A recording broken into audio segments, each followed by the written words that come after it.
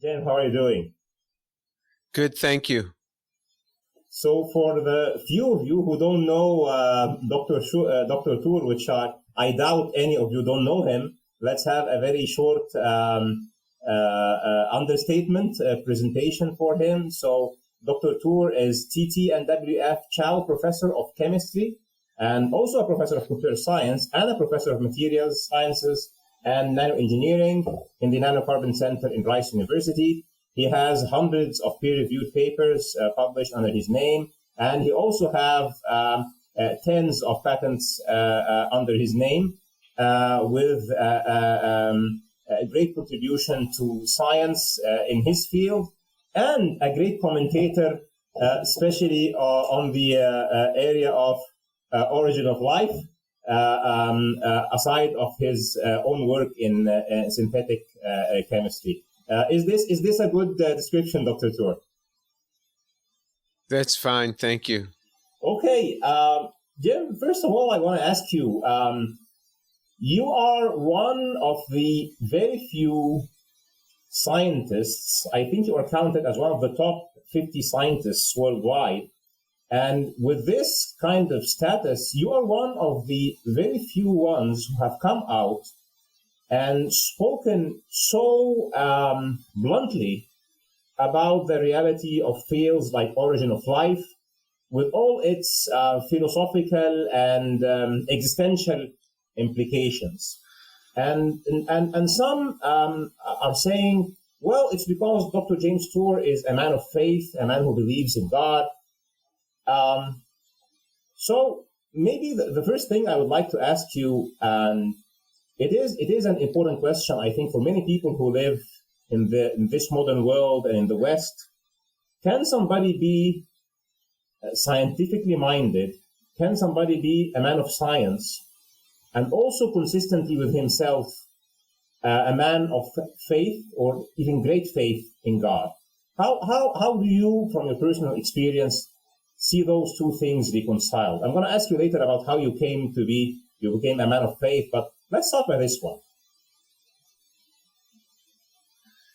Well, for those who think that you cannot be a great scientist and be a man of faith, you don't know history.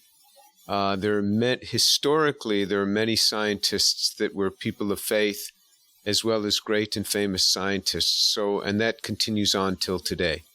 And I'm not the only one amongst people that I know that are people of faith that love our Lord and want to live for Him, and also publish in the highest level journals that are out there. So this happens all the time. So the answer is yes, it can happen. If you think it cannot happen, then what are you going to do with me and the many other people? So that's a misunderstanding if people have that sort of understanding.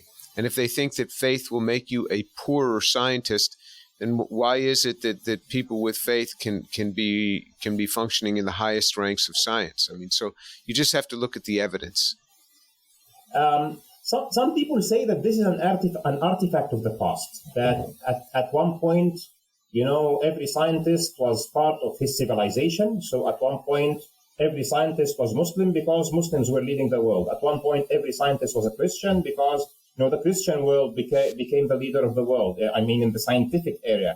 So some would say now it is a world that has been awakened by many things that they thought were direct acts of God, and now they have scientific explanations. So it doesn't make sense that a scientist who at least believes in methodological naturalism as part of his work would believe in, a divine creator. What would you say to these people? I mean, it's going to be hard for people to believe such a thing because there's so many examples in the world of great scientists today that are alive today that are coming from that are devout Christians, that are devout Jews that I know, and they're very active scientists, and even and devout Muslims that I've known that are very active scientists. So the data is against you if you embrace that. And because it's not an area of conflict for many. I think for those who are not so devout in their faith, yet scientists, they think it's an area of conflict. But when you're devout in your faith, I don't think it's an area of conflict at all. I don't see, I read the Bible every day. I've read the Bible every day of my life for the past 45 years, every day for the past 45 years. And I read it from beginning to end. And the Bible is 3 or 4 times the length of the Quran, to give you just an idea of how long it is. And I read that from beginning to end. And when I'm done, I start again for the last 45 years. And I have never seen a conflict between something that's said in the Bible and a fact within science. Certainly I see conflicts between theories in science, but I've never seen a conflict between a fact in science, something that we know to be a fact, and something that is said in the Bible. So for me, it's not a controversy, never has been. Wow. All right. So since you've come out very boldly, and really, I think it's not only me, but hundreds of thousands or even millions of people around the world are grateful to you for shedding light on this area of great complexity to many, which is origins of life research and the biochemical origins of life, how it is really explained by science. But then the question, given what you have just said, is as people who believe in God, like me and you and others who believe in God from the different religions, the very obvious aspect of God that makes him God is that he's the creator. So when we're talking about an area like origin of life, maybe an origin of the universe, an origin of consciousness, an origin of humanity, it's so important to people both on the atheist and theist camps because it touches on that creation and divinity and the relation between God and man and life. How is it possible that you believe that God created life, but also accept methodological naturalism and accept that there is research? Maybe you think that this research cannot find the solution now, but I think you accept that it can find a solution later about how biological systems came into existence. How can you believe in God as a creator and in the same time reconcile in your mind as a scientist being a scientist and methodological naturalism? How is this possible? And what would you advise people to make it possible and easy for them? Okay, well, first of all, just by the definition of science itself, it doesn't have a tool for assessing the supernatural. It's outside the bounds of science. By the definition of science itself, it's outside its bounds. So it cannot make that assessment, number one. Number two, you talked about humanity, consciousness, life. Long before you have humanity, long before you have consciousness, you have to have life. You have to have the first living cell. And we don't even know how to make a living cell. So in other words, we are so far away from solving this problem. And probably the easiest way that I can say that is this. Let's say you didn't have to make any of the chemicals needed for life. Let's just assume that, because you can take a living cell and you can take it apart into its constituent pieces. You can get all the amino acids, you can get all the polysaccharides, the sugars, you can get all the polypeptides, all the enzymes, all the nucleic acids, the DNA and the RNA, and all of the lipids, those 4 classes of compounds. And you can present them to any scientist in the world. Okay, I've deconstructed a cell. We have cells all around us. You can deconstruct the cell and take all the chemicals of the cell and put them before a scientist in discrete bottles. Could you put these together to form a working cell?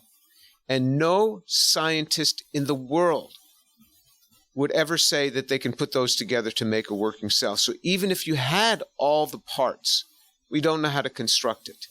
Just throwing them together is like throwing all the parts of a car in a pile and thinking the car's going to start running. It's not going to start running. So we have no idea, even in our modern laboratory, let alone on an early Earth, how that happened.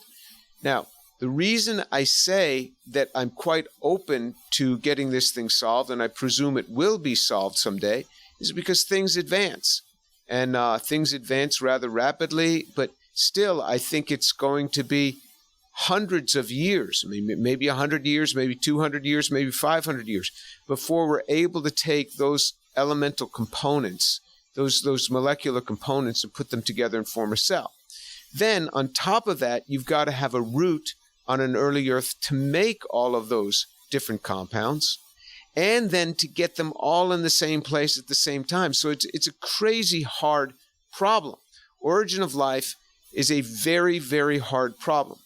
And you have to have the origin of the simplest life, a cell, before you can ever have higher organisms, or you could have a consciousness that as far as we know, it's only happening in people, at least to the level that we understand. Maybe it's happening in whales or dolphins or something or another, but hard for us to assess. But a consciousness, as you have, this is a much deeper thing. Now, that's if you take that one cell became the origin of all life. It may not be that way at all. And so we just don't know. The biblical understanding is that in 6 days, God created the heavens and the earth.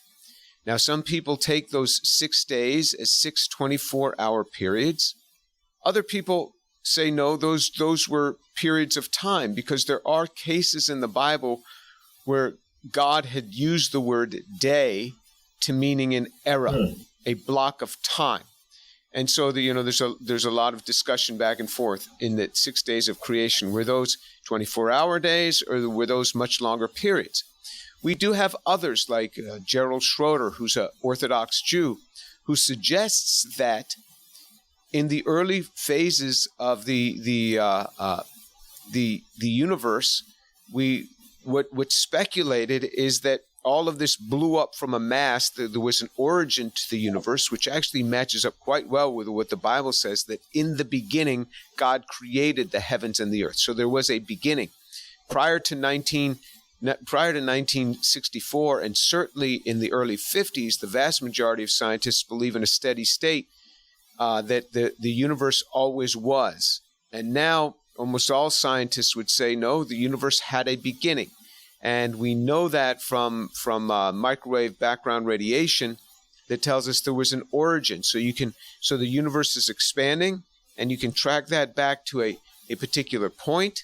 And if you were to track it back, would you say that if God created the heavens and the earth in day one, there was light in day 2 and day 3, and he made each new component, and then life comes, and it's simple life, and then birds, and then animals, and last of all humans? If you want to have that scenario, what Gerald Schroeder has shown is that actually if you have an expanding universe, and this is near the origins, this is further back in time in the origins, then those periods, that what looks to us as a 24-hour day would be a much longer period of time.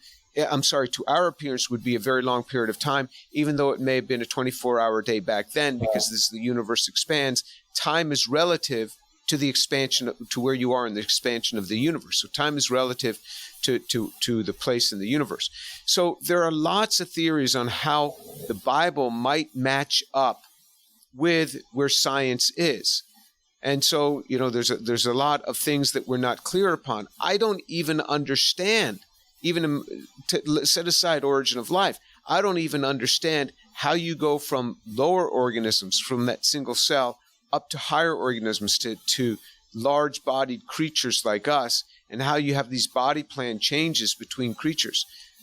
So it would seem, if you're a person of faith, that there were divine acts along the way. It's called progressive creationism, that God created on the first day this, the second day this, the third day this. So God progressively created, and then finally on the sixth day he created people. So there are things in the Bible that are hard to understand exactly what he meant. How much of that was actual real data in the sense of saying exactly what happened, or how much of that was allegorical.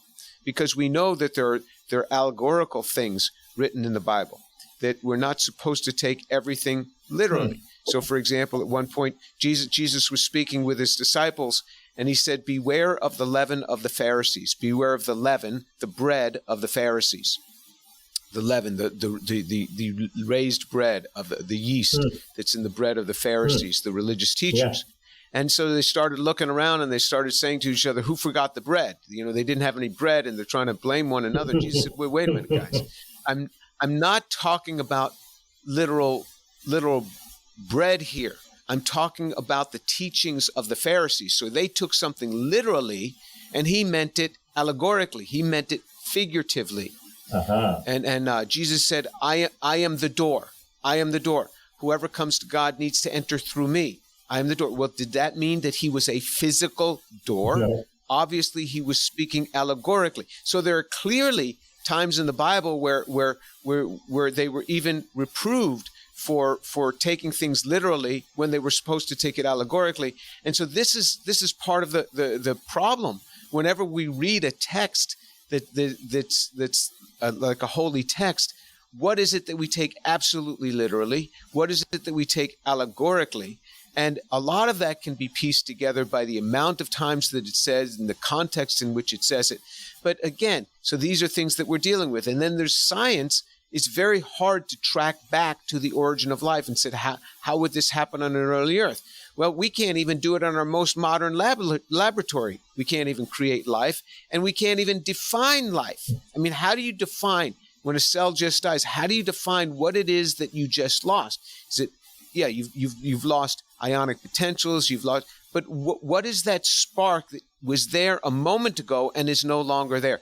A lot of other parts of the cell can be in place, but what have you just lost? So even the definition of life, not the characteristics of life, you can certainly talk about, but the definition of life is not an easy definition. Yeah. Just like the definition of consciousness is not an easy definition. So this is what we're up against. So there's a lot of things in science that are hard to explain. There are a lot of things in the Bible that are hard to explain. Yeah, wonderful answer, actually, Dr. Tour. And actually, the creation account in the Quran, for example, is very close to that in Genesis. And I want to share a special verse in the Quran with you, because I think it touches very well on this great mission you've embarked on.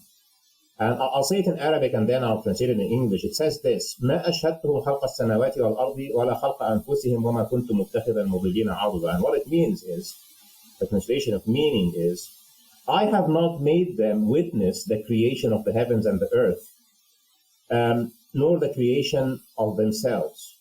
And I am not taking the deceivers as aids or as helpers. And the reason I'm mentioning this is that, to me, it suggests that there will be a lot of deceit, a lot of people who will come in the future, and he's using this like term them, pronoun them, so he's not talking about people of faith, he's talking about the others. I think what it means is that there will be a time where people who do not have faith would like to deceive other people and tell them, here is the way the creation is done, here is the way the creation of life is done. So the origin of the universe, here's the origin of humanity, here is the origin of life and consciousness, and there is no need for God. And why I'm mentioning this is that so many times you've said, you're talking to the public, you're talking to the lay person, and you're giving this message. Guys, if they have been selling you the idea that all of this has been figured out, it's not true. What's your comment on this? And what is there deceit, and what's the origin of this deceit?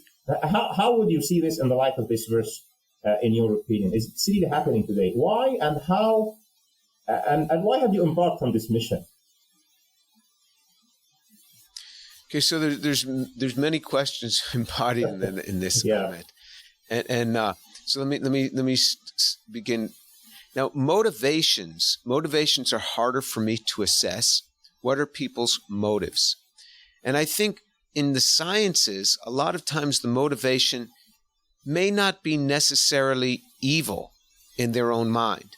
The motivation is that this whole origin of life, that chemicals came together and they formed these cells, and cells became higher order structures, and these evolved into eventually human beings, for example. This is the only ball game in town in the sciences. This is the only thing there is. This is the only thing we're taught in schools in the United States and in the Western world. This is the only thing we're taught. And so you grow up hearing this, and so then you continue along with this explanation. So the motivation isn't necessarily to be evil, to be deceptive. This is the only ball game in town for them. And then you see research papers that continue along with this scenario and giving more and more detail to this story about how it happened. And the people don't have, it's not like they're trying to put forth a wrong message. It's just that this is all that they've ever had. So motivations are on one side. Are there people with bad motives to draw people away from the faith? I don't know, maybe some, but I would think that that's a small number. Generally, I have come across many atheist people or agnostic people who openly say they are atheist and agnostic. I've gone through so many debates, live debates, okay, with people. Some of them actually attended your Rice University debate, like Aaron Ra, for example. And he says, just like that, well, there is no need for God because, it's abiogenesis and then evolution. All right. And there's like whatever the Big Bang caused, and maybe the universe is bouncing and maybe multiverse and maybe whatever. So he would tell me, Ahmed, there is no need for your God or for any Abrahamic God or for any God whatsoever. This is irrespective if they are scientists or not, but they present themselves to the public as scientists, and they just this is how it is, and yeah. Yeah, so I still think that number is small. The number is small relative to all the scientists in the world. But okay, there is a small number. Now, the other thing is that science is limited in what it can do and what it can answer. Nobody can look back in time very easily to discern what happened, particularly with origin of life.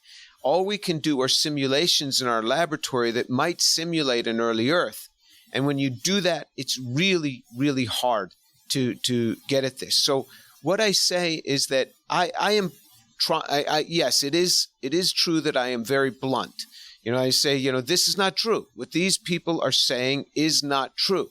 And they will find a little experiment in their lab, and then they'll come with big extrapolating statements, both in their research papers and especially to the press.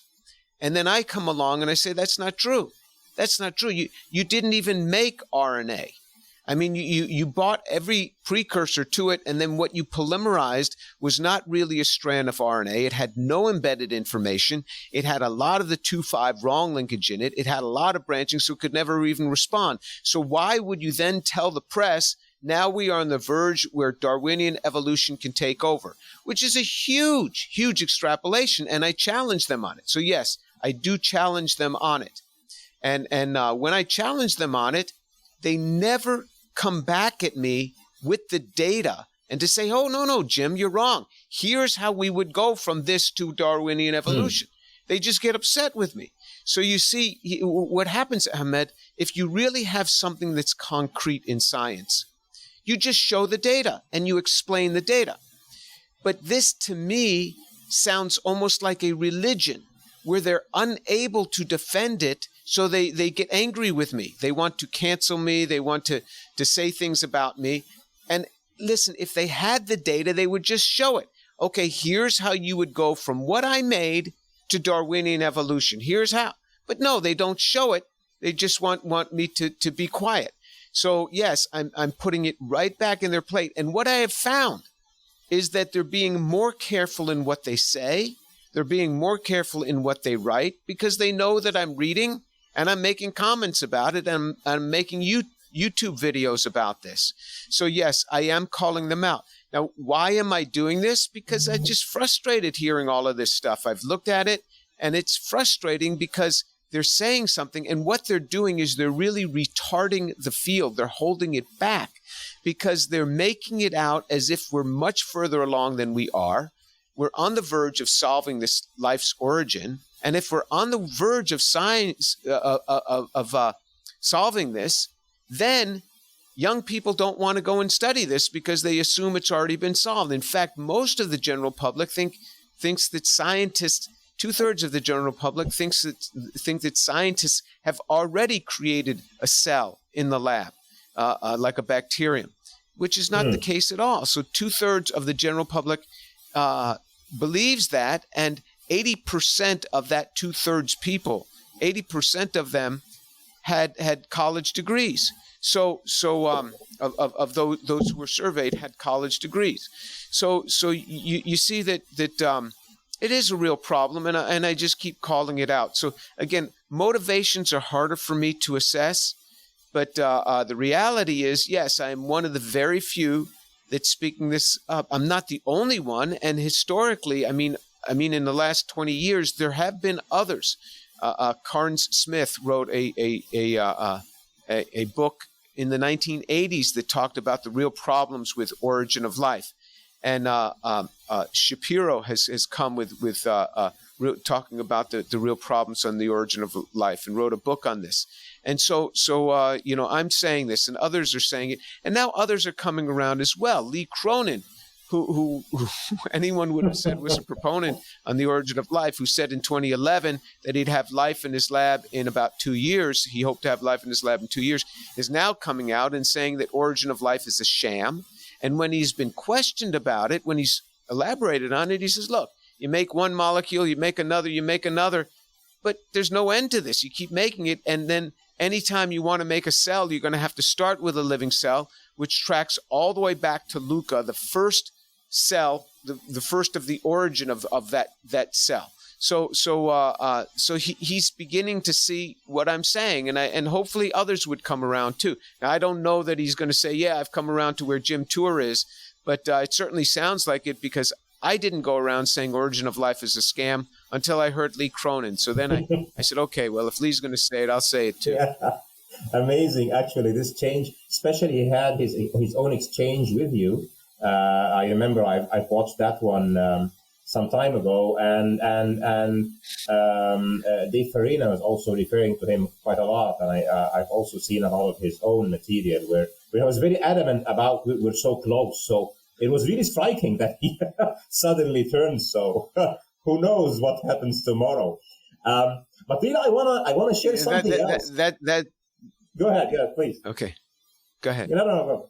Well, that's why I said that he's been born again. I hope so. So I want to share something else with you, and it's another verse in the Quran, and I'm not sure if there is something similar to it in the Bible. Maybe you can tell me. So it says this. It is in a chapter called the Spider, okay, Al-Ankabut, and it is interesting also to me why it's in the Spider chapter. And in this chapter, it says that the weakest of homes is the home of the spider. And the spider will make this web and catch little things, etc. So it says this, قُلْ سِيرُوا فِي الْأَرْضِ فَانْظُرُوا كَيْفَ بَدَأَ الْخَلْقِ. Walk the earth and look how creation has started. ثُمَّ اللَّهُ يُنْشِئُ النَّشْأَةَ الْأَخِيرَةَ. Then Allah, which is the name of God in Arabic, makes the second coming hereafter, which is the meaning of إِنَّ اللَّهَ عَلَى كُلِّ شَيْءٍ قَدِيرٌ. Surely Allah is over everything powerful. And what it suggests to me is that when you start looking into origins of life research, like you do, it strengthens your faith. It shows you something where you say, wow, God has said that he created life. It can only come from an all-powerful being. Having gone through this deep dive into the research, you're a synthetic chemist, but it's not your primary field of research, origin of life.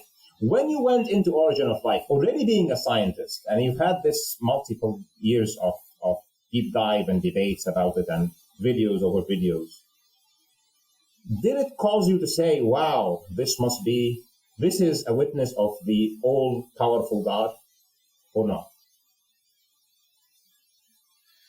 Well, yes, science in general does that to me. I mean, every time I study science, I thought that people were much further along in origin of life than what they were when I started looking at it.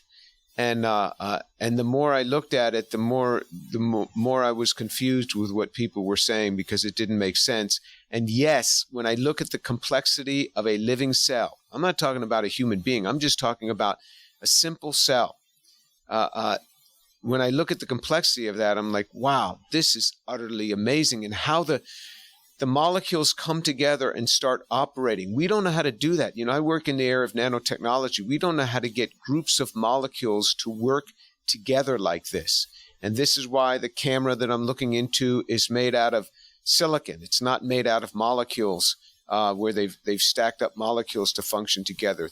They've built this out of electronics. Although my eye is just a bunch of molecules working together. There's no silicon electronics in it. So they're both lenses, and they're both recording information. So the eye is transferring information to my brain, and it's recording information. In that case, you have something that's a lens and then made out of silicon and transferring information to a storage chip in the camera. They're both doing similar sorts of functions, but we don't know how to build with molecules like that. It's really, really hard to build with molecules like that. And even if you built one with molecules like that, it wouldn't stay around very long, because the molecules oxidize, the molecules decompose. And so in natural systems, what you do is you have antioxidants around, you have enzymes around that keep repairing these things, constantly repairing them, because the molecules are decomposing. And so yeah, it makes you say, God, oh my Lord, how did you do this? And it wasn't just origin of life. It actually happened, I think more than ever, when we were working about 25 years ago on trying to build a molecular brain. And we were trying to put molecules together to build switching devices. And my son was about 3 years old at the time, and he came running to me. And I thought, how do you do this? I'm trying to make just very, very simple switching functions out of molecules. And here you have all this coordinated motion. You have this talking to me. And then I would just watch insects and tiny, tiny little brain. You have all this coordinated motion and so much calculations going on in order for that insect to do what it does. And we don't know how to do that with molecules. So yes, science causes me to see God. I see God actually much more, I think, than the non-scientists. So if, for example, I look at a tree, there's a green leaf, and in that leaf, there's a magnesium atom sitting in the middle of a porphyrin, and there's billions of those things, and the light is funneled in to that leaf, into the middle of the porphyrin. It hits that magnesium atom, and that ejects an electron, and that starts the photosynthesis process so that the tree can grow. So when I look at a leaf, I think of a porphyrin with a magnesium atom sitting in the middle, and the poor man and woman on the street who's not a scientist, they don't have that ability. They don't see anything there but a green leaf, and I can see in my mind's eye in the depths of that. And so when I look at a tree and a car has run into the tree and the car is destroyed and the tree is still standing there just fine, I just think of these polysaccharides that have these hydrogen bonds between them. So it has this flexural strength and this enormous impact strength. And if you just had a plastic column and you run a car into that, the plastic column is going to just totally break to bits. But you have a tree, and if, a car runs into it, the tree stays there and the car is destroyed. Because I see the carbohydrate strands and how they're sticking together in these polysaccharides in the tree in my mind's eye, because I know the structure. So when you're a scientist, it actually gives you a much deeper appreciation for God, because you see in your mind's eye what God has made, and you just say, Lord, you are amazing. Wow. So in your opinion, Dr. Schwartz, is it more rational for somebody who is well entrenched in science like yourself to make him more like wondering about the enormous magnificence and power and beauty of a necessary being who is the creator of the universe? Or is it more rational that he becomes an atheist, in your opinion? In my opinion, I think it would be more rational that you would stand in awe and you would say, oh God, you're amazing. And you certainly see this with scientists. You see this with physicists that have said, hey, this whole universe seems to be designed. You have these functions here where you have this finely tuned functions, these finely tuned parameters that had to be there for life to exist. All of this fine tuning in the universe, all of these physical constants, why are they what they are? Without them being that way, there would be no life. And so you certainly have physicists, you certainly have astrophysicists looking at the heavens, and they're amazed at this thing, and they wonder about a creator. So I think that science actually causes us to wonder about a creator, but man's heart is quite devious. And the Bible even says that man's heart is sicker than all else. Who can understand it? And so what happens is, the Bible says that man has a tendency, when I say man, I mean men and women, humankind has a tendency to deny the truth which is in front of us.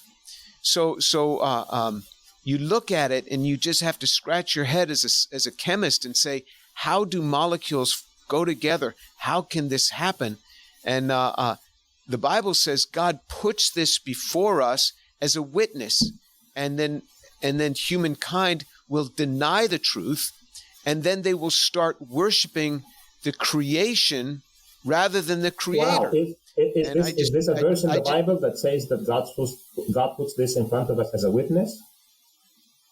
Absolutely. In Romans chapter 1, and then he says that and then what happens, because they deny the creator, they start worshiping the creation rather than the creator. And just a few weeks ago, I did a podcast with two scientists, and this woman kept saying that, for her, she goes out in the wilderness and she sits by a stream, and to her, that's God. And I said, well, that's the creation. How about worshiping the creator? She says, well, I see God in everything. I said, well, then you're a pantheist. I mean, then you say God is in the object of his creation, but there is a creator behind that. But as much as I appreciate that woman, she's worshiping the creation rather than the creator, the one who made it. So yes, this happens. Right. When you deny the truth, you're going to start worshiping the creation rather than the one who made it. Wow. And the reason I asked you if this is a verse in the Bible, it is because it is actually also a verse in the Quran. So in another chapter called Fussilat, which is made very detailed, it says, سنريهم آياتنا في الآفاق وفي أنفسهم حتى يتبين لهم أنه الحق. We will show them our signs in the horizons and within themselves until it is evident to them that it is the truth. And then the commentary on that is, أَوَلَمْ يَكْفِ بِرَبِّكَ أَنَّهُ عَلَى كُلِّ شَيْءٍ شَهِيدٌ. Isn't it enough that your Lord is witness over all things? It's as if he's saying, if you are not going to be witness for it, I am enough witness. So it struck me that you used the same thing, and it's also wonderful that a person with your in your category in the scientific hierarchy is a witness that, looking at origins, looking at the very small things, and looking at the very deep time, and looking at your daily work, makes you a witness of God's grandeur and God's greatness and magnificence. So great testimony, really. And when I first started watching your videos, I thought, this is a man who came to faith through science. How did you come to faith? And then how did you keep being a man of faith publicly? And did it cause you problems in your career? Because some wouldn't say that I'm a person of faith if they are in the scientific discipline, because they're afraid it will give them problems. So how did you come to faith, and did it cause you problems? And what is your advice to people in your position, or who want to be in your position? Yeah, I didn't come to faith as a scientist. I came to faith at the age of 18. I was a freshman in college, so I was not much of a scientist. I grew up in a secular Jewish home in New York City, just outside New York City. I was born in New York City, grew up just north of the city. secular Jewish home means that we were only in synagogue once or twice a year. That's about what I went. I'm sure you have secular Muslims whom you know that only go to the mosque once or twice a year on some high holy day. And I would, go on maybe Yom Kippur and a Passover or something, I would go. But other than that, and we never spoke about God in my home. We never talked about sin. We never talked about God. And then when I went to college, I met a young man, and we got to talking, and he perceived that I was not a person of faith, and he asked me if he could give me an illustration of the gospel message that Jesus, the first thing he did is he had me read a verse from the Bible, for all have sinned and fall short of the glory of God. And I said, I haven't sinned.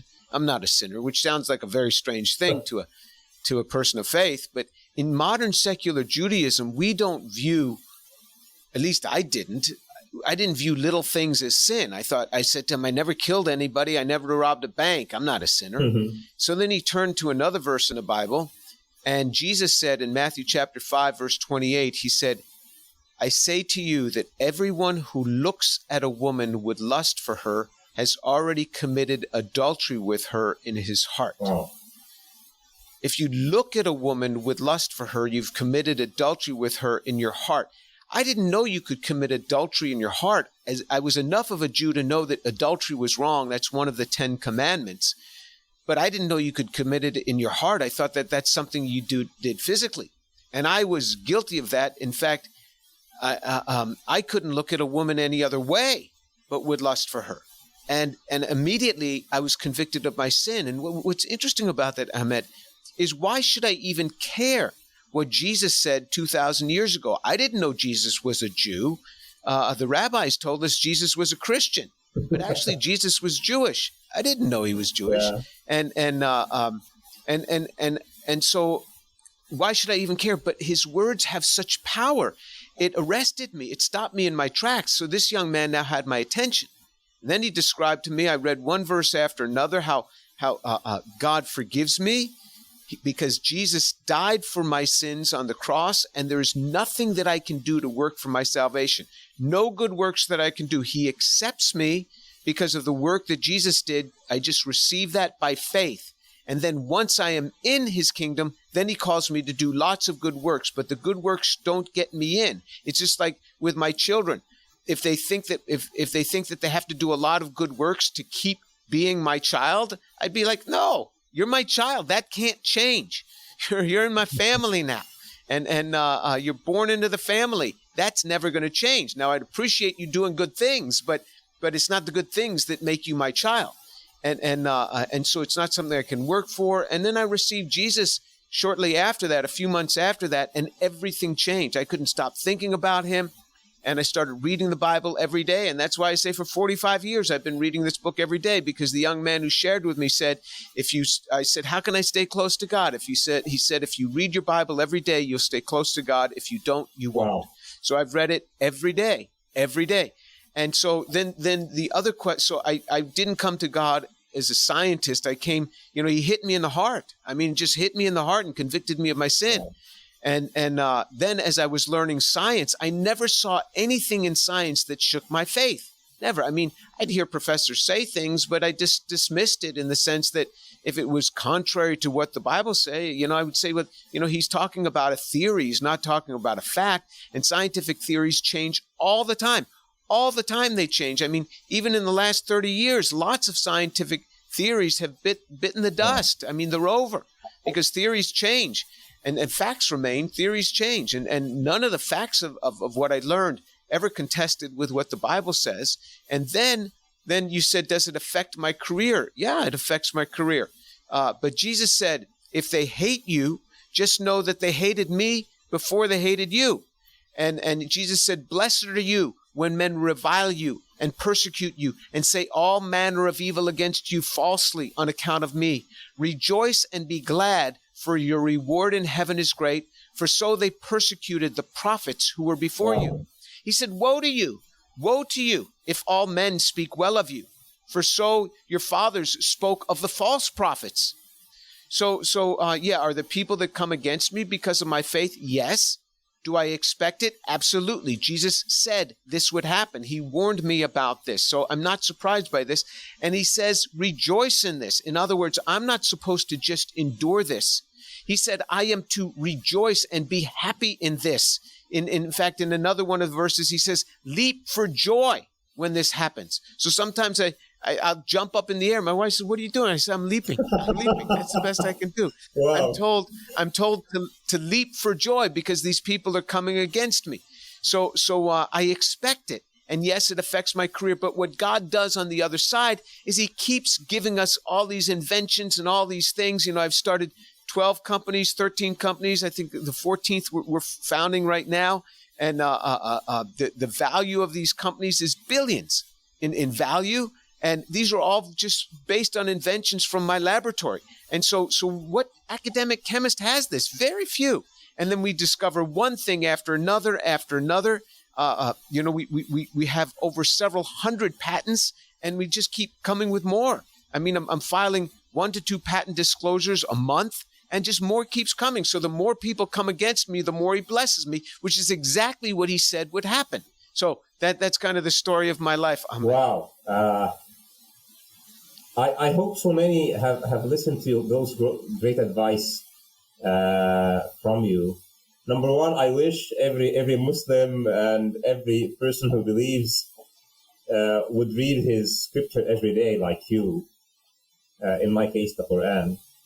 I also hope that people who go from the historical land of the prophets, what is called today the Middle East, and go and learn in the West, in the States or in the UK or whatever, don't get to be atheists at the end of the day. I'm always surprised when I hear about a friend or a relative of mine who have sent his kid to learn in this or that university, learn physics or chemistry, and then next thing he tells me my son or my daughter has become atheist.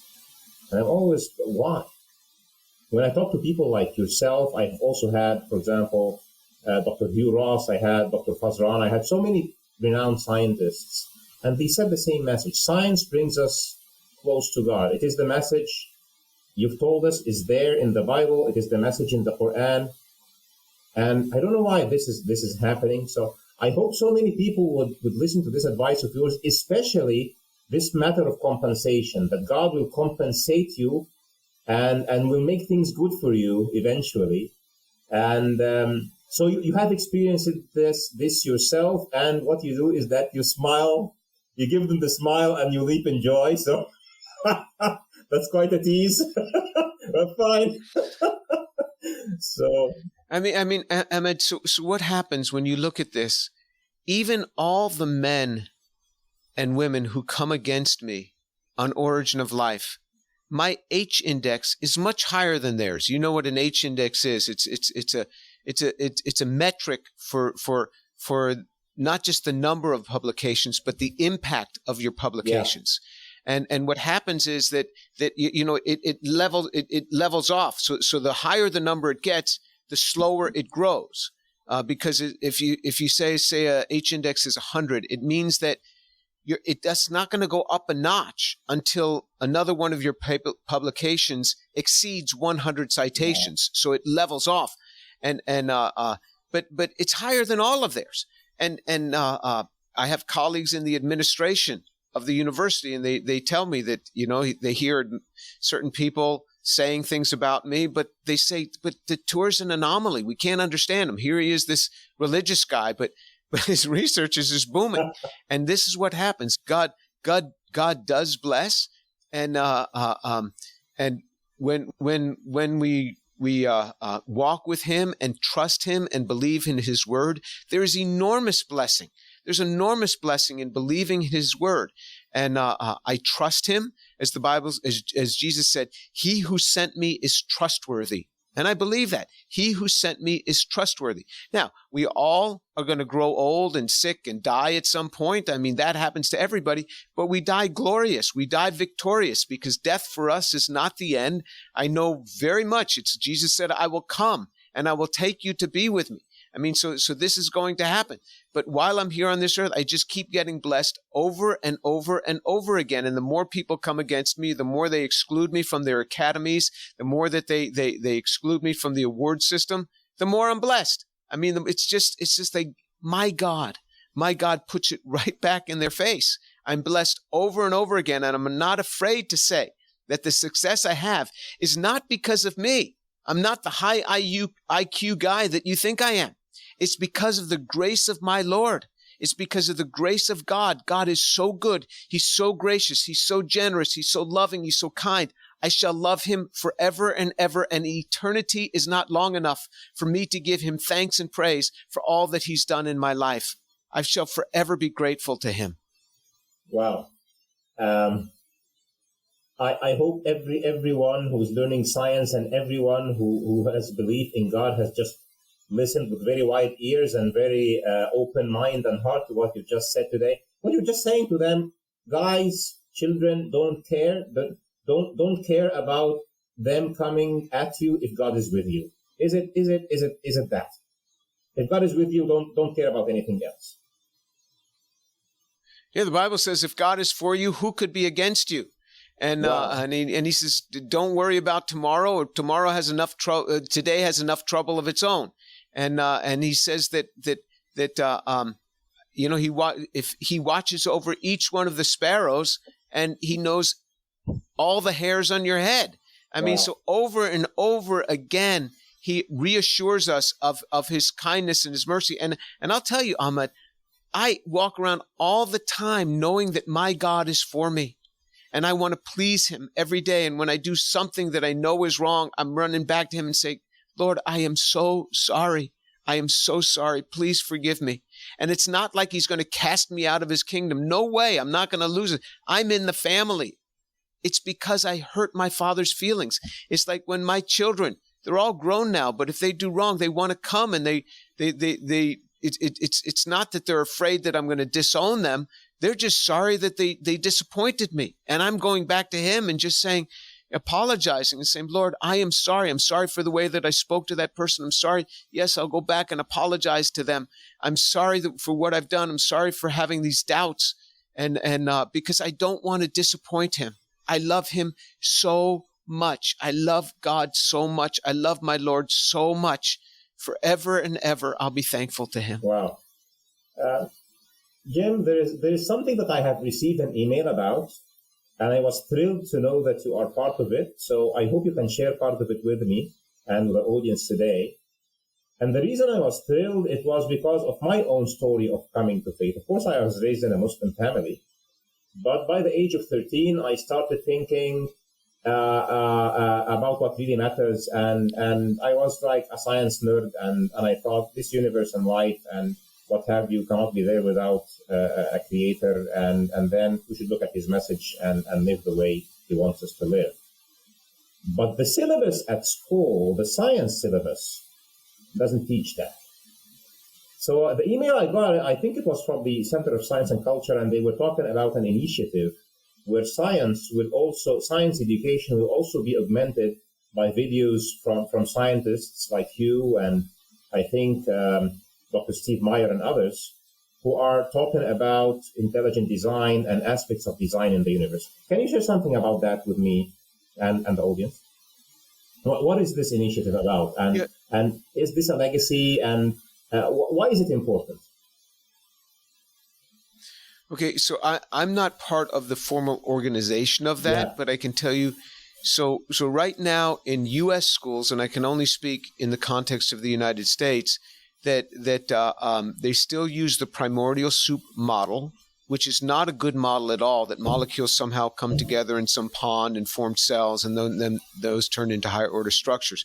They still use that primordial soup model right on into graduate courses, from elementary school to a graduate course. Yeah. They still use strictly neo-Darwinic Darwinism, even though geneticists themselves have said this neo-Darwinian of natural selection and random mutation and natural selection governing this evolutionary process. That's no longer even believed by many geneticists themselves. What they're talking about is the universal common descent, so you have a universal common descent model, and that you also have this this DNA based model that they talk about. But so there are groups like the Discovery Institute that would like to see something on intelligent design coming into schools. And I don't know, I don't think it's accepted in any of the public school systems right now, but they're trying to show that it's not non-scientific to say that there is an intelligent designer, that you have signs of something that is designed, and there you can make an inference because of the object you see. So if you're walking in some Egyptian desert and you should find a wristwatch. I mean, you could say, well, you know, those sand particles just kind of came together and formed that. Or you could say, well, that was probably left there by somebody. So we intuitively have an indication of signs of design. Yeah. And so what they're saying is you have the same thing in natural systems. You intuitively have these signs of design. And this is some recent work actually by Lee Cronin, where he's looking at molecular structure. And when you have enough points where you say, okay, there's this on it, that speaks that it had to have something beyond just a natural occurrence, that had to have points of design. So you have even Lee Cronin pointing in this direction. Wow. And this is what the Discovery Institute is pointing toward, that when you have enough points, we naturally think of design. And so let's bring that into schools, because it is not non-scientific. It is actually scientific to look at that watch that you find in the desert and to say, somebody dropped their watch right here. That didn't just happen from this blowing sand. Yeah. Yeah. And this initiative will be like, it's more directed to children learning science, right? Is it? Yeah, so they would start with young children, and then they'd work up to it, because it can actually get quite sophisticated in its approach. And I know it's in Christian schools and in religious schools you will find this. Christian schools and Catholic schools will use this type of information. I don't think it's been allowed in the public school system yet. I might be wrong, but again, I don't watch that. My fights are somewhere else. Amazing. So I hope God blesses this work of yours, and many children will come to the realization that the very rigid, or the very rough, or I'm not sure, the very devout of spirit kind of science that is being taught today, and it's getting more dry. It's getting drier and drier with time.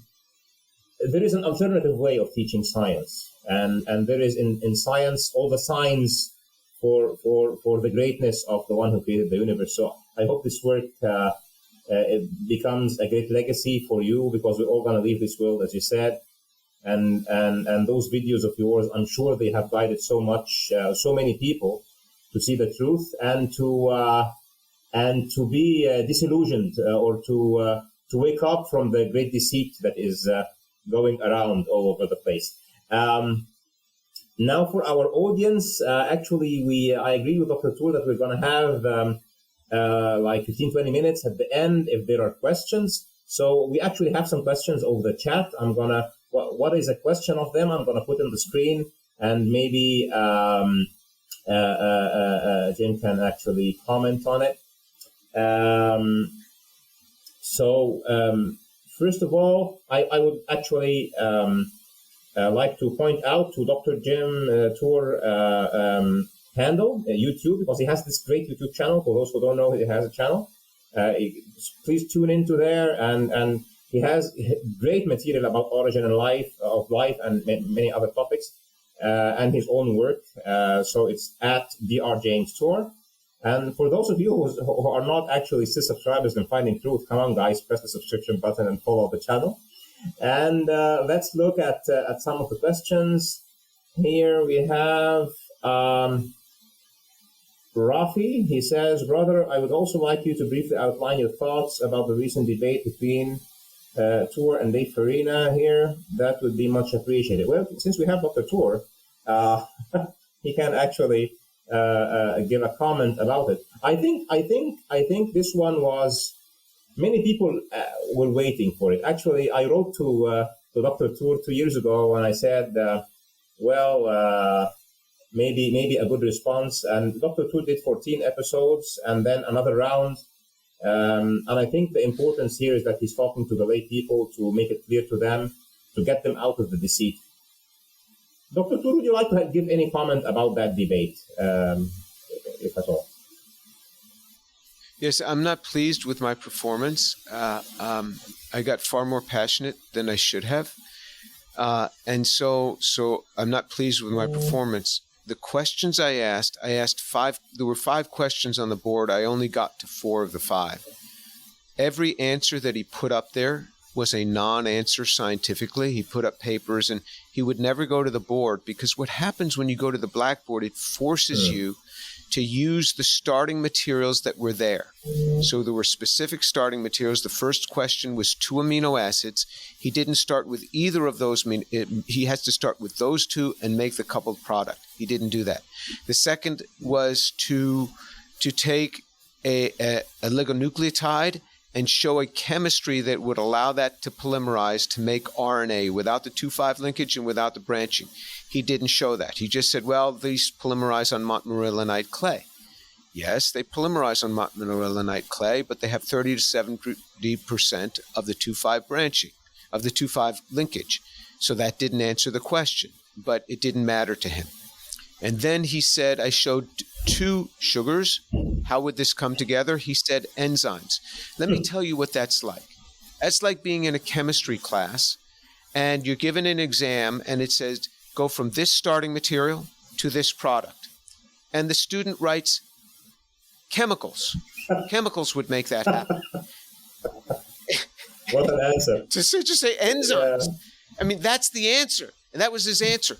So I am not justifying myself, but you could see what set me off. For somebody to say enzymes, montmorillonite clay, and throw up a paper, it's so frustrating to a scientist. So what I learned from that, I will never try to debate a non-scientist before, because they don't even understand the rules of science. So anyway, as far as the debate, not proud of my performance, but every one of them was not answered, nor has it been answered subsequently. Well, personally, I am proud of your performance, Jen, so don't be so hard on yourself. But I have a question on this one. So part of your debate, I think, I could relate very much to the debate you had, because some of the talking points I actually went into debates with science explainers about. For example, when you were talking about autocatalysis of RNA, I remember once I made this review, 1-hour review of a scientific paper that had in the title that RNA can autocatalyze, can self-replicate, okay? And I just went through, read the paper word by word, and when you read the body of the paper, it tells you it just stops after 14 nucleotides. It cannot go further. And what struck me, and what I was trying to point out to the audience, was the title says, RNA autoreplication or RNA autocatalysis. But when you read it, it says something else. Now, a question to you, how is this allowed in a peer-reviewed paper?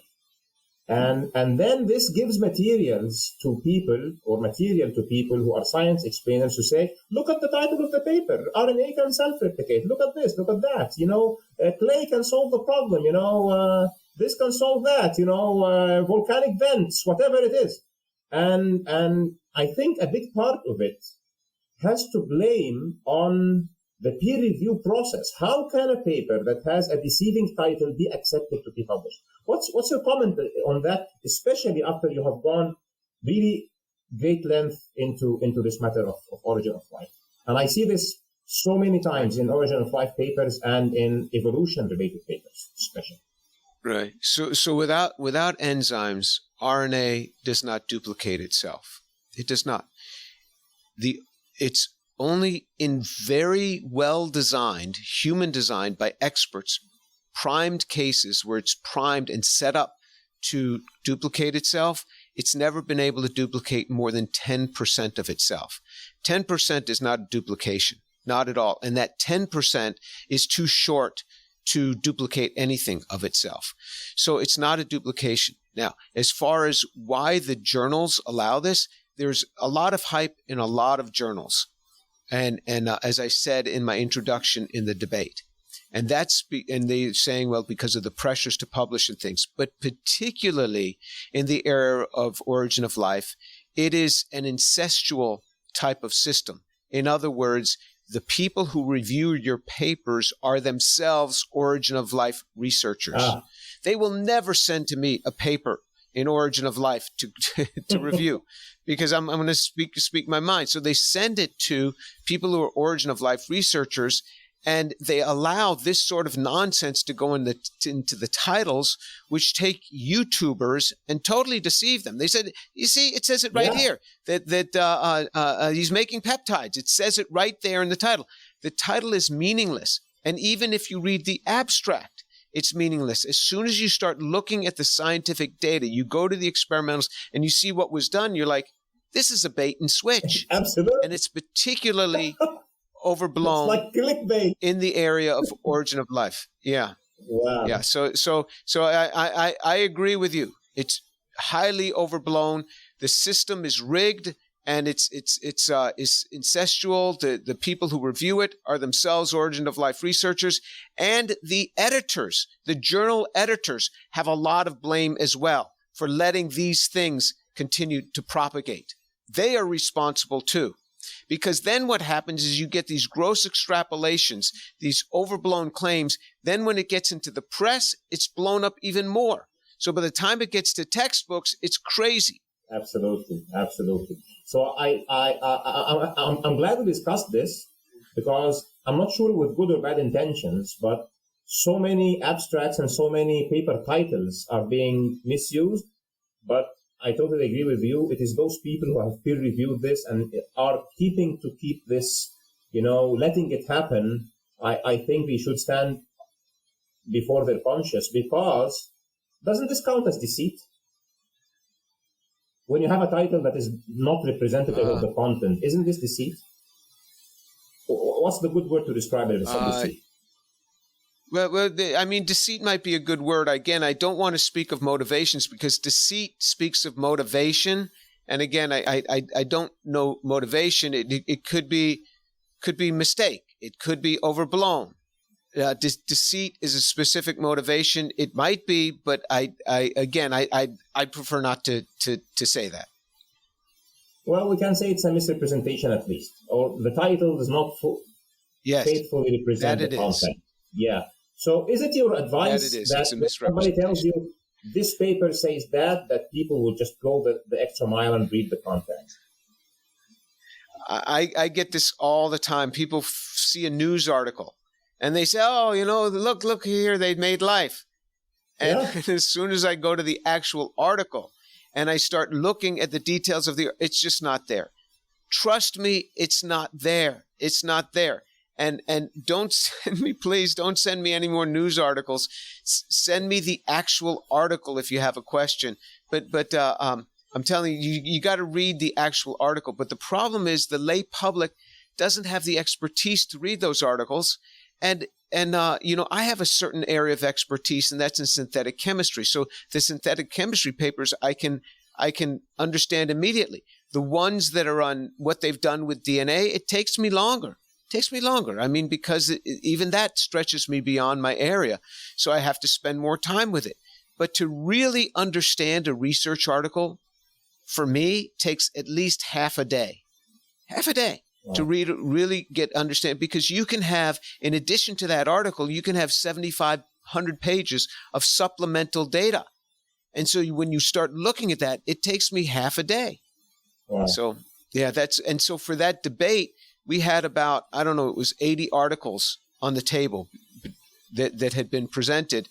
And so I went through, it took me 4 months to study those 80 articles and to read the supplemental twice to look it over and to really study it. So I was extremely well prepared. I knew every article that we agreed would be the lot of articles. And then what did he do?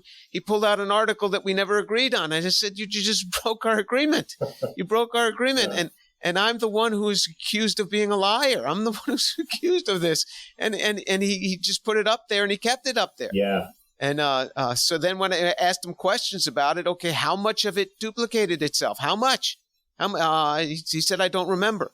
That's exactly how much of it had that defect. That's exactly the point that I related to when he's talking about the replication, because I have actually read some of those papers, and it's just few nucleotides and not whatever the title says. So so that was once again great performance in that debate, and given all the pressure, etc., I think you did so much more than what is expected. So well prepared. So God bless you. There's an interesting question here from Bread of Life, who is actually also a YouTuber, and it's Rebecca, and she tries to do some good explanations also to people. So hi, Rebecca, and she says, Dr. Tour, who are the origin of life researchers that you trust? Are there any who are being fair about their conclusions? So yeah, good question. If you can make some recommendations for people to follow somebody or something. I don't know the full body of his work, but of current origin of life researchers, of current ones that I'm aware of, I would say Clemens Reichert in Germany wrote an article in 2018, and he said, look, guys, you can't have this human element that you put in where you have really pure materials reacting under really pure environments, and you really are calculating the amount of time and then stopping the reaction right away. He says you have to take the human element out of it. So I think that he's a trustworthy person in that regard, where he called into question his own colleagues. Now, people will say, Tour, if you've got these problems, why don't you write articles and publish that in the literature? And I point to people like Clemens Reichert's paper, which was in Nature Communications, which is a very, very good journal, and nobody pays attention to it. His colleagues don't pay attention to it. They keep doing the same thing over and over again. So why should I go through writing all these articles and these folks don't pay attention to it? So now to get back to your question again, that's about it. Now, I think that I've had conversations with Jack Sostek, who was at Harvard, Nobel Prize winner, now at University of Chicago. I think he is a wonderful person, but I think he has overhyped some of his claims. He said in 2014 that he'd have life in his lab in 3 to 5 years, more like 3 years than 5. And now he confesses he's just trying to make the RNA. There's a big difference between just making RNA and having life. And so I think he's overblown it, and he said it. But I think he's a reasonable guy, and I think he's a fair man. Steve Benner, I think he has overhyped it, but I've had lunch with Steve Benner a year ago. We sat together in Israel at a meeting. We had lunch together, and this is after I slammed him pretty hard in his work. I'd spoken, he spoke, and then the day after I spoke after him. And after that, he and I had lunch together, and people were walking up, and they thought, how could you two be sitting and having lunch together?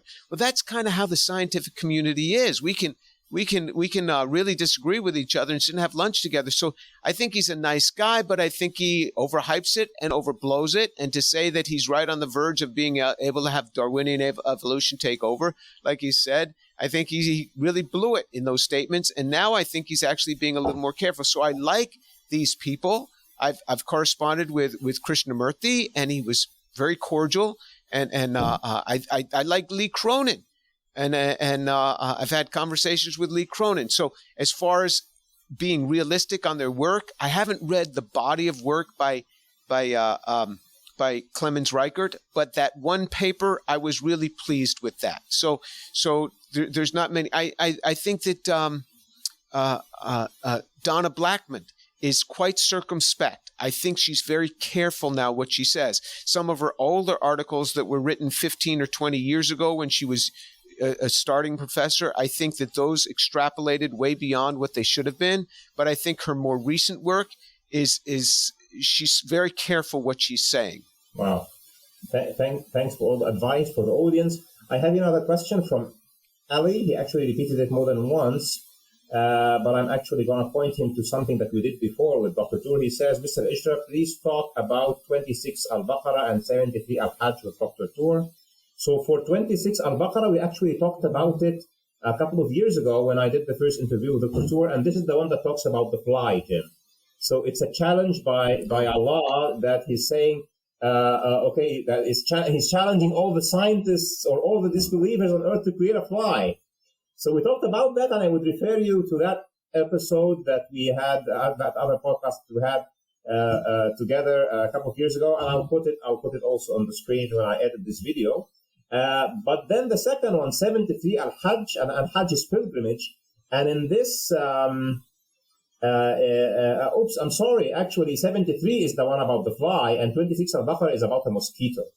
And what it says is, maybe we can close with this one, but I'm sure Jim will give it a nice twist. So he says here, it says, surely Allah does not shy away from using the parable of a mosquito or what is even above it. Actually, the ayah says, and it says that the believers, they know that it is the truth from the Lord, but on the other hand, the disbelievers would say or would argue, what does Allah mean by such a parable? And he says that it's a test. In our last conversation, Jim, you said, well, a fly is too big for us to try. We haven't even figured out a cell. What do you have to say about the mosquito? And it's the same thing. I've studied mosquitoes, not in a scientific sense, but I used to sit outside and intentionally let them come and sting me just to be able to watch them. Oh. Because their coordinated flight is amazing. In this tiny little brain is all this coordinated flight. And when they would sting me, then they'd fly away, and then others would come right to the same place. Oh. So in other words, that first mosquito left a trace. He emitted, or she emitted, the pheromones, the small chemicals into the air that attracted other ones to say, here's a piece of fresh meat, and they knew exactly where to go. Wow. So you see this amazing coordination between them, and so a mosquito is hugely complex relative to a cell. Here is mosquito is a whole organism, and actually a quite amazing organism. So that's really far advanced, and we have no idea how one of those could have been made by natural processes. Science is utterly clueless on that. Wow, and this testimony coming from somebody who actually manufactures nano cars from molecules is an important testimony, everybody, because Dr. Tur, he has his work about, those microscopic nano cars made of one or more molecule, and they would go into a race, right, Jim? So it's quite amazing. So he knows what's difficult and what's not, and this drone called the mosquito is really something. So I think this is a great testimony, and thanks, Ali. And I think we'll close with this last question from Tony Maurice, and he says, Dr. Tur, are amyloids solving any origin of life problem? And the answer is the answer is no. This is from Grayson. He's a young man who spoke to me at the debate, and then he made a video about me. He's a YouTuber. It became very clear to me he was just trying to promote his YouTube channel by provoking me so that I'd contest with his YouTube channel like I did with Dave's YouTube channel. Dave Farina's YouTube channel, when he first provoked me, had 780,000 or so, 700 and something thousand subscribers. Now he's got 2.5 million. So you poke Jim Tur, he goes after you and your YouTube channel. So Grayson did the same thing. He came up to me very nicely at the end of the debate. He talked with me, and then he made a YouTube video which was not flattering at all. I mean, and just took little segments out of context. And so that's Grayson. And so I said, I'm not going to go on your YouTube channel to try to bring more people to it. No, what he does is he says, okay, in amyloids, they don't need to fold. They can get into their position naturally. And he argues that you don't need you can just use a subset. You can just use 10 of the amino acids. You don't need the other 10 amino acids that have functional side chains. Nobody has ever shown that you can get away with just 10 of the amino acids. Plus, even if you have those 10, you have to have those polymerizing. The chances of getting them are very, very hard. So you have 10 amino acids, even if you had something that was 50 units long. So then you'd have 10 to the 50th possible combinations to give you it. And then he says, and you don't have to worry about it folding because amyloid doesn't have to fold. Well, the vast majority of enzymes need to be folded. Amyloid is a specific type. And nobody in their right mind looks at this and says, this solves the polymerization problem. It doesn't, because the free energy is positive. And so those don't want to polymerize. They keep going back to starting material. Ahmed, you know something about free energy, being an engineer. So when the free energy is positive, it keeps wanting to go back. They hydrolyze, they go to starting material. So this idea that amyloid solves it, this is another naive idea by somebody who understands very little about the science and the chemistry behind this. You never solve the free energy problem in making those polymers. They always want to go back. And even when you try to make them with 10 amino acids, nobody's ever shown functionality from these things. And the amyloids aren't just based on 10. So it's a very naive idea. And Maurice, you are a tremendous guy. You've been a big supporter of mine, and I appreciate the question. Thank you. So this way I could address Grayson without taking on his channel, because I'm not here to support his channel. Wow. So, Dr. Tour, I think this has been a great. I spent a great time with you. Really, a great example for somebody who is who could have just had his great career and enjoy his companies and his research and being applauded by everybody, but chose the difficult path to come out with the truth and save, I would say, literally, if not millions, but at least hundreds of thousands of young people who are intoxicated with this.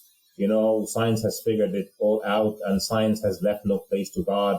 And, this myth of a creator need not be there. And if God is there, he doesn't care, or whatever they would like to sell to the public. So, Jim, God bless you. And I hope, as Tony here is rightfully saying, he says, Dr. Tour, we love you, brother. And I think millions of people love you, and millions of people pray for you for success and for blessings and for peace. And I also hope that everybody who has watched this would know that people who believe in God have so much in common. And let me take your comment on this final thing, Jim, is, do you agree with me that people who believe in God, like you and me, regardless that we are following different religions, have much more in common to stand together in this world that's getting more godless and more atheist every day? What do you think? What's your final thoughts about that?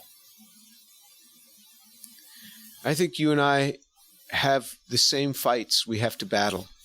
I think just like when things become decadent and things become destructive, that your heart is in pain, just like my heart, because we both hate sin, and we both hate to see people move away from God, because God is precious and wonderful. Yeah. And we know that the good that comes from people who follow God. So I think that you and I feel in many cases the same way. And I've never been to Egypt, but I've been to Saudi Arabia, and it's really interesting. I have more open conversations with people about God in Saudi Arabia than I can with scientists in my own university. I'm talking about faculty in Saudi Arabia, because there's a core there. There's a core belief. And I was talking with one guy, and I said, do you really believe that Abraham walked through these deserts? He says, absolutely, for sure. And I said, you and I believe the same sorts of things. Yeah. And we want the same things for our children. We don't want our children to go in the godless way. We don't want to send our kids to college and see them come out godless. I mean, we share the same sort of things. I come from a Jewish home. I've received Jesus as my Messiah. So in many ways, I'd be called a Jewish Christian. And but I identify with you, and I think that our struggles are often the same. And we're actually seeing it in the United States in schools. It's the Christian parents and the Muslim parents joining together against these really evil school boards that are putting things in our schools that none of us like. And we're on the same side of this barricade here, and we're going forth together in this. So and we want the same for our children. We want good for our children. And you know, I think that I have the right way. You think that you have the right way, and I understand that. But I appreciate your heart, and I appreciate the good that you're trying to do. I appreciate the good that you're trying to bring to your community of listeners. And I appreciate you as a friend. And I say, God bless you. God bless your family. And may the peace of God rest upon you and upon your family. Wow, Jim, that was really touching. And I was thinking of a verse in the Quran, and you have actually almost said the verse the way it is. So I'm just going to repeat it to you. It says in Arabic, وَلِكُلٍّ وِجْهَةٌ هُوَ مَوَلِّيهَا فَاسْتَبِقُوا الْخَيْرَاتِ. And what this means in English is, for each religious following is a direction toward which it faces. So race in the path of good. So this is the direction that the Quran gives to Muslims. There are others who believe in God, who have their different way, who have their different following, who have their different qibla. And so the right way is that we race in the way of doing good. We both have the same direction. We both identify with the same moral principles, and that, you know, it's the one God who created us all. And we all want to do the good, and we all want to deny the evil and protect our children. So I was really touched that you actually said the same meaning, really.